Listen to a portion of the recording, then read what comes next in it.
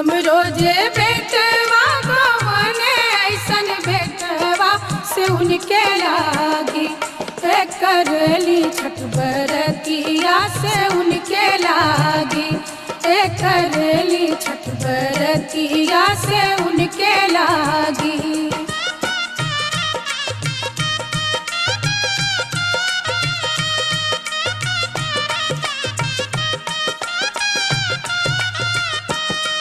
अमरूदिया के पात पर उगेलन सूरज मल झाके झूके।